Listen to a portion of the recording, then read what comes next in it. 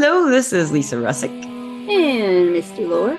with the podcast We Are All Psychic. And guess who's here? I can't stand it. I was just telling her how excited I am. It's Granddaughter Crow listeners and watchers if you want to see the video on Spotify.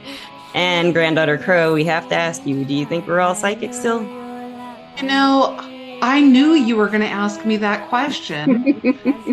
So I must be psychic. You And must be. listeners, I'm pretty sure you knew that Lisa was going to ask me that question. So Yeah. we're all psychic.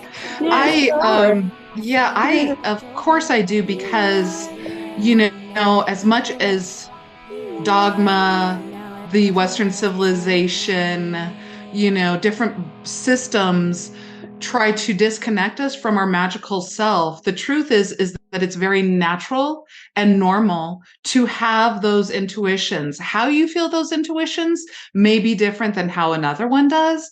But if you are convinced that you are not psychic, that is not organic. We're all psychic. It's just that it gets kicked out of us when we go to the system and the schools and the organizations and whatever that wants to detach us from our natural innate gifts.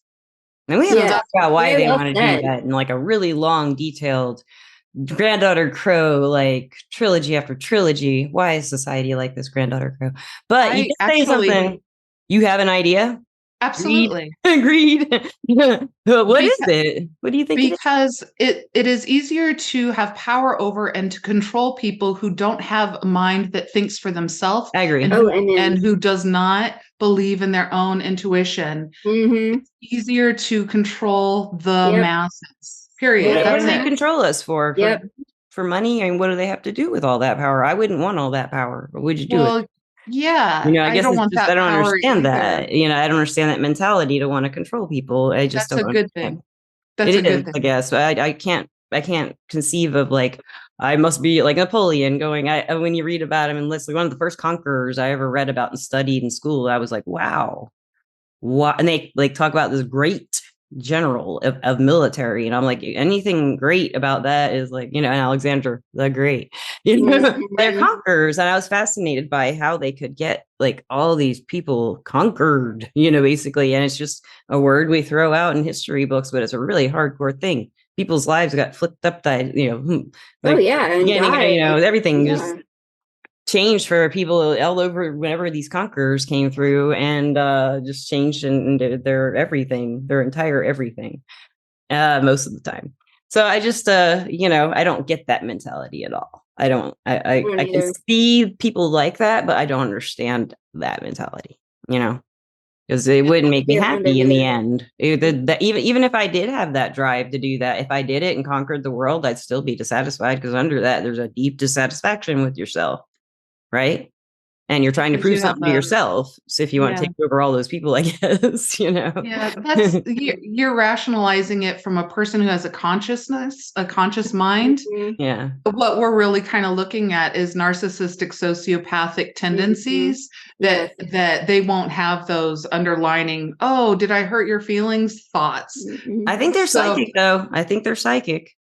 Those types of yeah, people, they use their abilities, but they just don't have maybe they even have empathy, but they use it to their advantage. They're not hurt by it like a lot of us are, feeling yeah. other people's pain. Maybe it feels good to them or something. I don't know. Who knows? I don't know. It's just weird thinking about those people like compulsively wanting to destroy people's lives, in a very horrible way. I don't understand that either.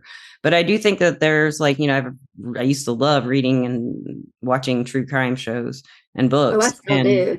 I Yeah. loved Anne Rule. She was one of my favorites. I love that author. And she wrote these great true crime books. She have either of you read any of her books? Anne Rule. I don't think she writes anymore, but I read her stuff like mainly in like the 90s and into the 2000s. But she wrote The Stranger Beside Me, who she sat next to Ted Bundy in a call center or something. And so she wrote this book after they caught him called The Stranger Beside Oh, I've Me. read that. It's Yeah, been a and long all her that was her time. first big book, and then she wrote a bunch of Yeah. true crime books, and they're all so good. But it's just that she tries to get in their heads in these books, and so I got kind of like my references are a lot of these true crime books by her. And she does a good job of giving different perspectives and ideas of what could make these people tick, and the main thing out of all of them that I got out of, like, the ones that I remember, the main thing I get out of it is they're definitely sensitive. That's the problem at one point, and they're young and they're broken at some point. They're not just born that way, is what I remember in all the studying I did back then. I'm just curious. They aren't born like ready to kill, from what I read, in the studying that she did and some of these other authors. And, the shows just show when he was a child, he was a normal child, but he tortured animals. No, there's more. Always, Oh, yeah. And something made him compulsively want to do that. And he probably was hurt at a certain age, is what psychologists would say. But that sensitivity is there. They know how to get away with it for so long. Most of these really well known, there's probably tons of them out there now we don't know about because they can do with it. And because it's all they think about, I guess, Yeah. And moreover, beyond that, it's not just a person, it is a mentality that people adopt, that and they go to be able to have power and control over. And that is why it's easy for them to, if they want to have power and control over a mass, they tell the mass that you are not psychic. No, definitely. Yeah, they want them to believe it. Yeah. And speaking of a word you used in the beginning, magical, back way back when they started, maybe as far as we know in history, telling people no psychic, it'd be magic, no magical, no, none of that. And that magic, before we had the word psyche or psychic or anything like that, we had magic forever, right? Haven't we always had magic? I mean, all our cultures had magic. If it wasn't called magic, it was shamanism or had its own name. But listeners and watchers, Granddaughter Crow was initially coming on here to talk about magic. And it's interesting that we talked about power, because to me, for witchcraft in particular, people who identify with witchcraft or witch or warlock, I think like they are seeking power over the self if they identify with that term. Over the self, though. And it's kind of interesting. These people who are into power, they're not like, they don't look like they're obviously not going over power over the self, but that's what they need to do. These type of leaders who just want to conquer, like maybe that's what Napoleon should have done, Right. He did in the end, who knows? Yeah. But, so Granddaughter Crow is going to teach us, like, some basics of magic. We've had some podcast listeners and watchers, as you know, from a while back. We haven't had any really good talks about magic in a while, and she's gonna go there with us tonight. Yay. But what is tonight? October 4th? Yes, it's October 4th, 2023. Touched some base with some time. Okay. So what do you want to teach us tonight? I love it. First and foremost, I just want to say thank you. Misty and Lisa and We're All Psychic podcast for everything that you do. All of the listeners for tuning in to explore all of these things that are coming at us in this world from, just basic people's perceptions. And I want to invite you to get your own ideas about it and to be able to go, oh, I think this way, to empower you. May these conversations inspire and empower you to be your authenticity. That's from Granddaughter Crow's heart straight to you guys. So I first wanted to say that. And endorsed by us. Yeah. We endorse that statement. I love it. So a lot of people, here's just 101, Magic 101. Sometimes you see the word magic spelled just MAJIC, which is great. It's fine. Sometimes you'll see MAGICK. The reason why, from my understanding, that people put a K on the end, because I put a K on the end, is to differentiate that you are talking about the spiritual interface between your psyche and the world around you to affect change in both in a positive way. The other one could be misinterpreted as, watch me pull this this rabbit out of my hat. So if you ever see the K at the end, it's basically telling you, yeah, you're talking to somebody who's really practicing.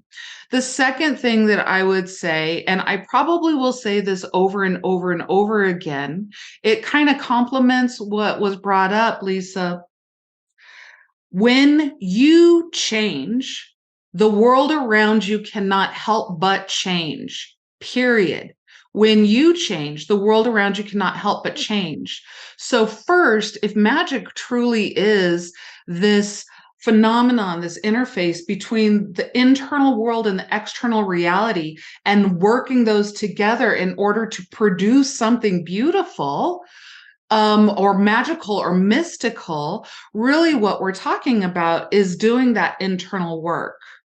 And so, yes, it'd be fun to be able to walk around and change your hair color really quickly with your hands, just like you see in different movies and Oh, stuff. yes. But at the end of the day, first step of magic is understanding I need to change in here in order to infect change out there. I need to have higher vibration in here. And I'm not saying that you need to meditate all the time and do all these things. I'm talking about addressing your four bodies of existence, your physical body in health and balance and well-being, hydration, vitamin C, whatever it is, oxygen, your emotional body. Allow your emotional body to have a voice, even if it's frustrated. Acknowledge it, accept it, and then work on how to feed it positivity so that it can grow. Your mental body, this whole idea of mantras and positive affirmations and things, that's actually there to help your mind get trained to think of a higher vibration versus being trained to go to a lower vibration. So you're looking for the miracles in the world. You're looking for the magic in your life because it's there. But unless you recognize it, you can't see it. And then your spiritual body. So the first step of magic for me is understanding when you change yourself, the world around you cannot help but change. And how you change yourself is kind of, to become, I don't want to say, I'm not going to be like good or bad. I'm not there. I am at balance. And I'm talking about, because good or bad tells me that there's a judge. I'm not saying that, because there's always different sides of the story. That's a podcast. There's a trilogy. There it is. There it is. But at the end of the day, just like we are just experiencing the fall equinox, the daylight and the night, same equilibrium, a balance within your system, and your balance may look different than my balance, but striving towards a balance within each of your four bodies and moving towards health and well-being and love is how you change yourself. And then magic just starts happening. Yeah, it does. Okay. Yes, it does. That's a really good way to put it. And it happens the more I accept myself anyway, the more I accept my perceptions as valid, even not necessarily like real or whatever identified, valid, important to me, important to anyone. It should be important to me is my life. Those kind of attitudes came about, but not in a rich my life. I gotta have it my way, not that kind of way. But through studying this interface, like you talk about, between all these that I have to work with and the physical world around me, there is a link here. We're all connected in some way. I'm connected to all these things. We had someone recently on the podcast who said she could bend a spoon with her mind. She did this, didn't know she could do it. And someone had some people come up on stage and she could do it. She talked them through it and she could bend a spoon. Now that's something I used to try as a kid. It was a paperclip though. I used to sit in bed, like with lie on bed either with a book or by my bedstand table with a paperclip and just try so hard to move that paperclip.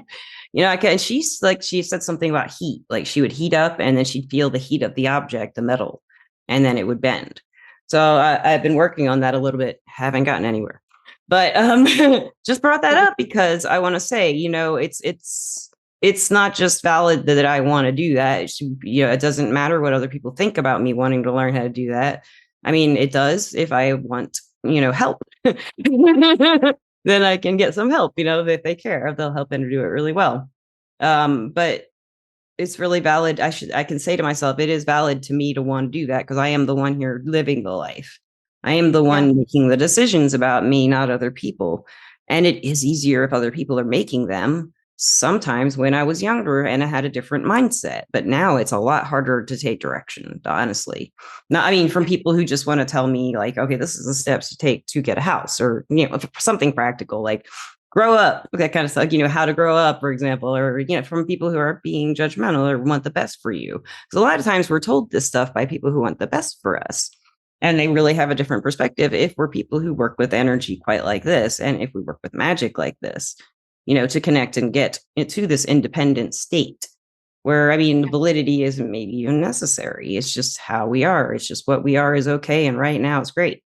That's like the Yeah. perspective I'm aiming for. I try to stay there, Yeah. but I don't always. Well, I think Magic helped get there, though. yeah, I think you bring up some very valid points, is that one of the things is that, like we were talking in the beginning of the show, the power and control over and trying to convince the masses that they don't have these gifts of intuition and psychic abilities so that they don't question what the Lord or whatever lady says, or the king, or whatever it is, the leader, all of that. And so that it's kind of strips us. So we are actually brought up societally, especially in the United States, in the Western civilization, thinking consciousness, that we are how we're supposed to respect others, but we're never taught self-respect. How we're supposed to. Yes, it's called you're egotistical. And we're taught humility as though it's you should suck it up and say you're the most horrible thing, and that's humility. Exactly, exactly, Yeah. exactly. And then moreover, when you do that, then it flows into exactly what you were talking about, Lisa, where the validity and then the self-doubt is kind of what I heard you talking about, is like, do I have to justify myself or actions to you?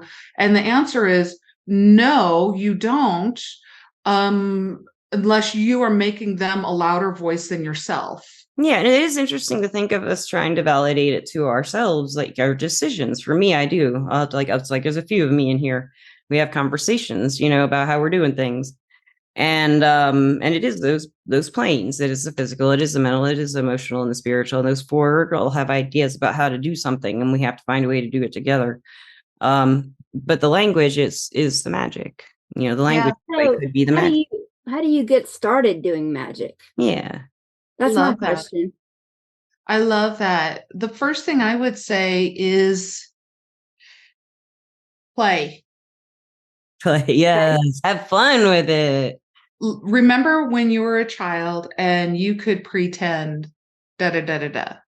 That, I think, is the easiest, most natural vibration, because back then I knew the little people that lived under the counter. I knew them. I talked to them. Yeah. And then as you grow up, you're like, no, they no longer exist. But what if they do? I'm not trying to sound crazy. I'm just like, we were in a place when we were young that we were so playful that we could create whatever we wanted, that we could do this. And that gateway opens up our mind to feeling this relaxation.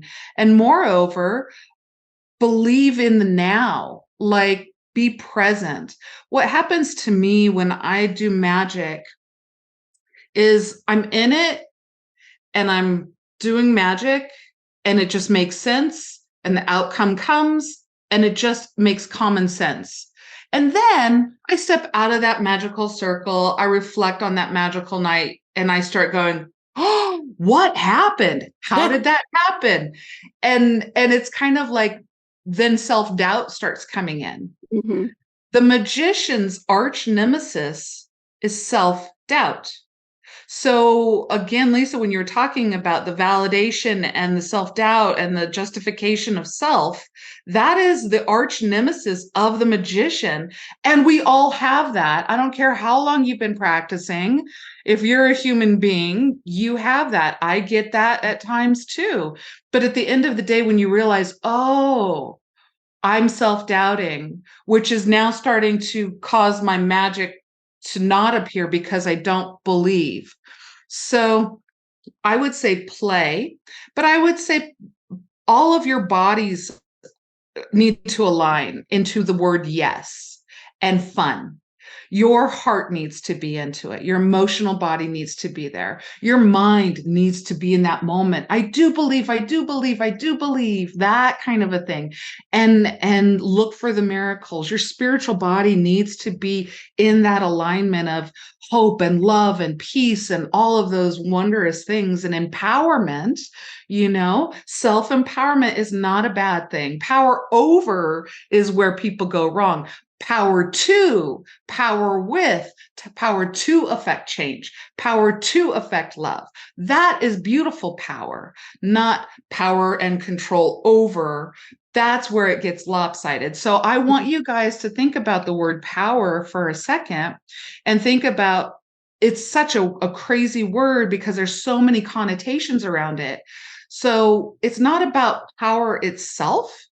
It is how you are approaching it and what you're doing with it. If you say power over, that's probably going to go into negative territory. When you say power to, power with, that is always going to be a positive thing because that means that you're showing up as a magician to give to the group or community what you know, and you believe in what you know. And so I would say play. Realize that the arch nemesis, the bad guy, the one who's going to draw down your magic, is your self-doubt, period. That's it. Self-doubt. That's it. And so it's like, oh, if that's what's happening, maybe I need to build my self-esteem. And then I would say do something or play in the realm that all of you wants to, your emotional body, your mental body, your spiritual body, and your physical body. That's when you are in complete alignment and you're not having these conversations inside going, well, maybe, no, I should, well, and wait for it. And then you can move forward. That makes me think of ritual work because rituals help people a lot start focusing all this stuff if they do it Absolutely. a lot. Say a prayer, like if everyone has a nightly routine of going to bed and saying their prayers or something. It's kind of like that, casting a circle, doing the things in witchcraft of that are ritualistic. It builds up this habit of feeling that way when you're doing it. So you're absolutely a lot of the ritual stuff is done that for that reason, I think, to amp up that feeling. Yeah. Yeah, and so if you look to the tarot, and you look to the major arcana, and you look to the magician card, you, especially in the Rider-Waite, there's other renditions that have it differently, but the magician, aka one who performs magic, has a table. The table is that sacred space, that casting of the circle, the focus point. On that table, he has all four elements. He has the pinnacle, he has the sword, he has, he has all of them, the water and the wand, because those are the four elements, earth, air, fire, water, that end out creating everything that is manifest, both seen and unseen, scientifically speaking. Really, this is what it's all about. So when you go to the magician card, you set sacred space, you bring in those four bodies of existence or those four tools or the elements, earth, air, fire, water, all of them are interchangeable. I don't know if I ran through that too fast. No. Slow me down if I did. You bring all of those four elements to that circle, to that focus point, to that table. And then what does he do? As above, so below. He draws down and he creates. And it's so beautiful because he's like, as above, so below. And that's what we really do. It's like you're drawing down that which is unseen, but it is conceptual, to become manifest in the physical realm. Yes. That's that card. You did a great description. I love that card. So you know what? The whole meeting of the magician, I'm looking at it right now on my little poster board, but the meeting of the magician is share your personal superpower with the world. And that kind of sums everything up that you just said. Yeah. Yeah. Share your that's exactly right. What if you were the most beautiful painter in the world. But because of your self-doubt, whether probably it was brought in by society or the way that you were raised or something like that, and you never pick up a paintbrush. So you don't know. Yeah. So I'm saying to you all, you are great magicians. Pick up the tools, know yourself, and know that your authenticity is the way that Creator created you to be. And strive to be that purity within you, the undiluted self, and just share that with the world in the right environments. Don't cast your pearls before the swine. Not everybody's going to understand, but find your people and be a part of that circle, and they will appreciate what you bring into the circle. So could you read that again, Misty? Yeah. It says, share your personal superpower with the world. Yeah. Yeah. And maybe your personal superpower could be it usually is something that you think everybody has. Like, you're just an optimistic you're so person. used to it. You don't know any different. That's what I say about a lot of telepaths. Yep. Why other people think that way or don't think that way. Yeah. Yeah. Yeah. And so don't go digging into, can I do this? And if I can't do this, then I'm not magical. Think about how you are. What would your best friends tell you and point out about your character? It's kind of interesting because I have a superpower that I didn't recognize that I have until I was in my 50s. You know what one of my superpowers is? What? I'm dying to hear it. Yeah. I love to inspire, to encourage, and to empower people to be authentic. I'm just like, why aren't we all doing that? This is something, but I'll look at people and I automatically see them and I look for their authenticity. And maybe their authenticity, they're like shy, or they're like, oh, or this or that, or maybe it's not good, or I was teased for that. I'm like, no, be you, be you. Can you kind of see like right where they are, like who they are, where they are? Because I see the potential of the best in people almost always. Oh yeah, it's a good quality, but I get tricked a lot because they're not there yet. You know what I'm saying? So when you have your superpower like there and you can see their authentic self, is it where they are right now? Kind of, not just where they can go and where they have been, but who they are right now. I love that question because I think that one of your beauties, Lisa, is that you put yourself on the chopping block saying, I usually do this, but really you're speaking for the masses, because a lot of people, especially females, will go, oh, I see your potential. And then they just see that potential. So a lot of us do that. I would say most of the audience that's listening does that.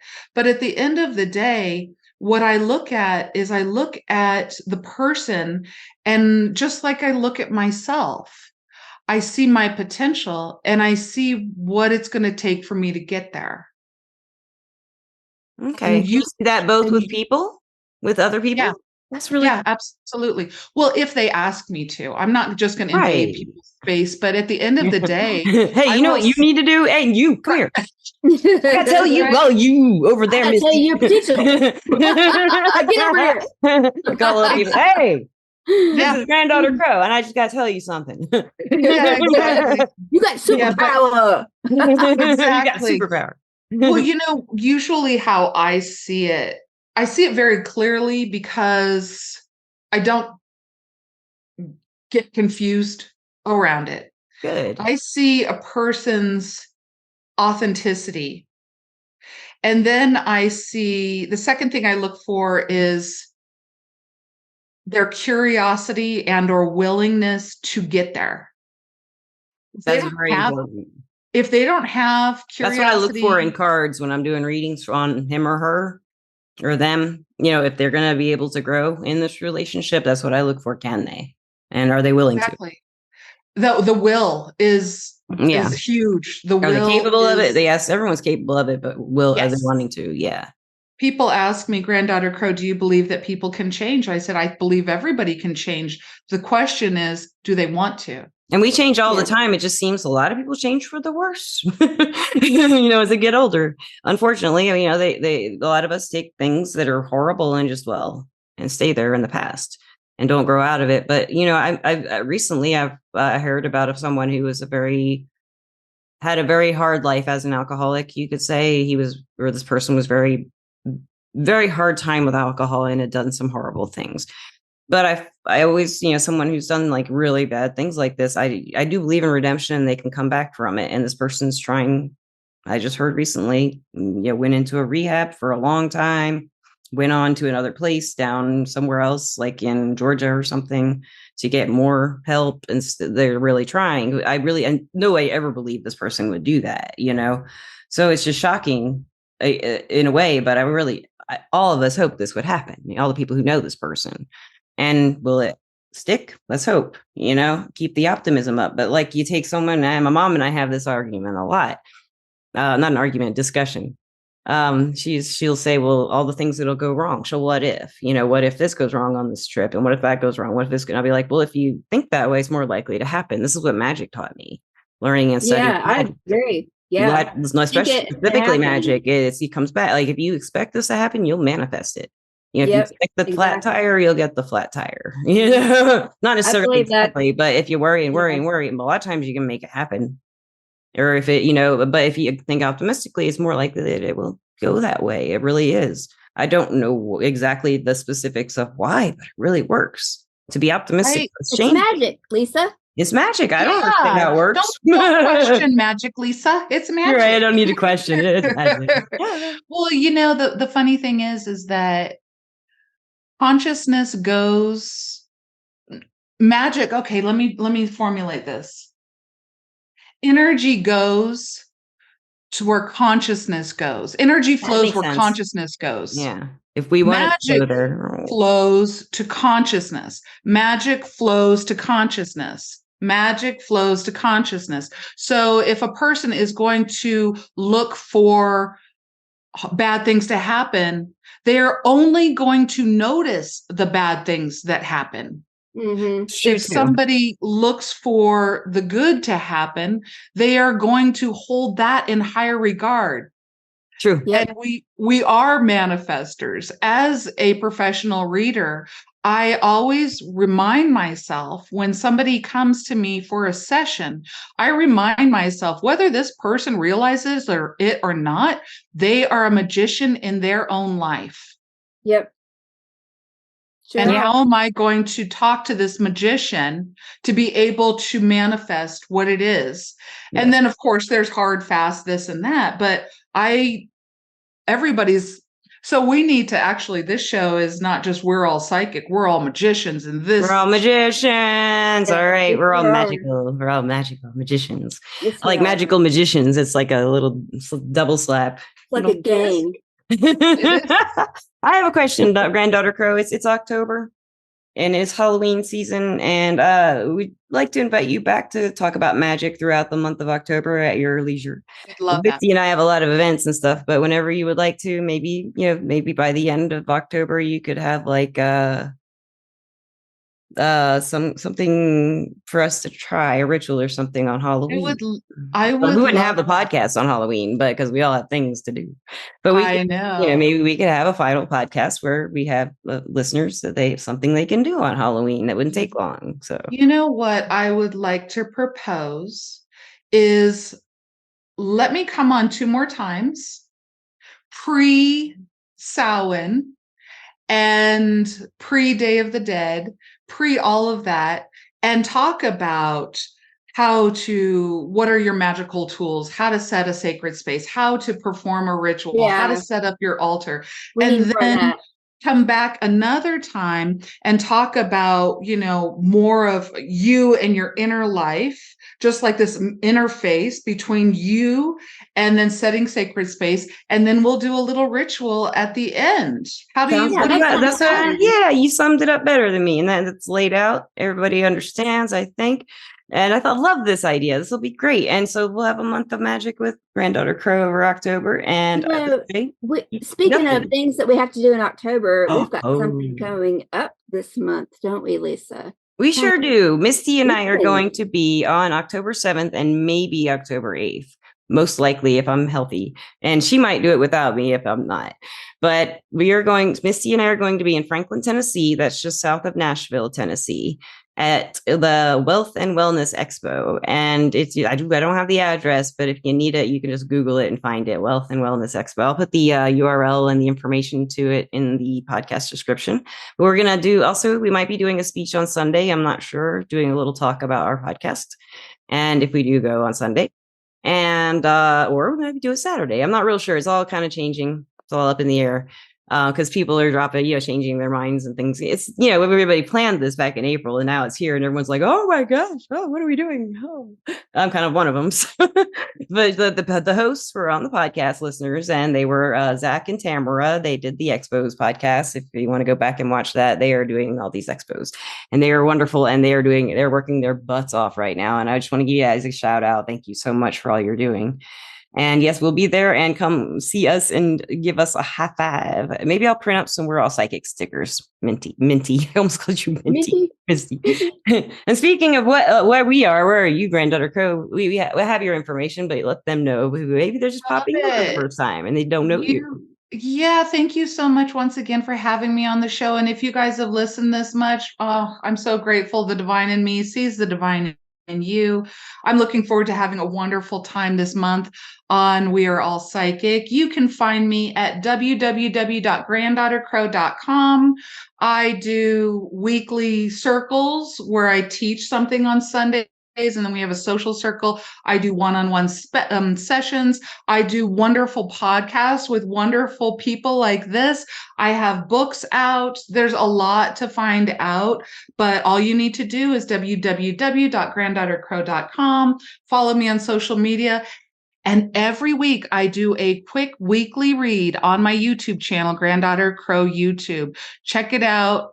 Hit the subscription, hit the notification bell every Sunday night at 5 p.m. Mountain Time, 7 p.m. Eastern. You will get a quick 2-minute reading of what to expect in the next week for free with Granddaughter Crow. For free. And we'd also like to thank Everclear. Everclear is our sponsor. Everclear is an advice app and website, everclear.com, where you can get advice from psychics and empaths. So you can get the clarity you need to get the life you deserve. You deserve it. And there was something else I wanted to talk about at the end, and it just popped into my head and it popped back out. In the meantime, Granddaughter Crow, do you have any last minute advice for new practitioners of magic who are thinking about it for the first time? And how do I put, what is this intention you speak of? Can you explain an intention maybe as advice? Yeah, absolutely. Try not to put the concept way out there as something that only pagan witches, crazy yoo-hoo people do.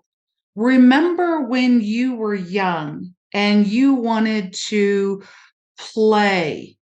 This is a basis that was taken away from us. You get an idea. You want to play house, play business, play, cops and robbers, whatever it was that you enjoyed playing. That was your intention, for that fun to be had and that connection with your school friends and everything. And then you all get together, you develop it together, and you all are happy and laughing because of it. Magic is basically taking you back to that playful aspect of yourself, but being able to manifest it in a practical way for your finances and business, for your health and well-being, and for your love and relationships that you have now. It's just, that's the beginning. It's not a far concept. It's just, if you change yourself, the world around you cannot help but change. I'll explain a little bit more of that as we go through the month of October. And just blessings to all, but make a wish upon a star, because to find the superstar that you are. Oh, I love it. Beautiful. That's it. Beautiful. And oh, Missy, I just saw your shirt. Is that a Ouija board on your shirt? Yes, I have my home. I think it's rad. I'm gonna put a planchette up on there. Sorry, that's the first thing I thought of. You need a planchette necklace. I'm gonna make you a little planchette necklace. All and right. you wear it with that shirt. It can swing around and spell words. Good. That would be so cool. Yeah, I'll make you one. I gotta do that. It's like perfect for that. I love it. No, maybe. Man, I still can't remember what I wanted to say, but Granddaughter Crow, I'm so glad you're going to be doing this. We're going to have a lot of fun. And Yes, I guess great. lastly, Misty and Granddaughter Crow, thank you guys. Thank you, Lisa. Thank you, And our both listeners. of you. And our Yes, listeners, lastly, and we our love you listeners. and we love you forever and ever. She said it so good. I can never say it that well, but she did it. She did it. Whatever she says, we ditto about you guys. And we love you. That's the best we can do. I love you. Bye. Peace out. Have a great day, night, evening, morning, wherever you may Good be. morning. Yeah. Bye. Bye.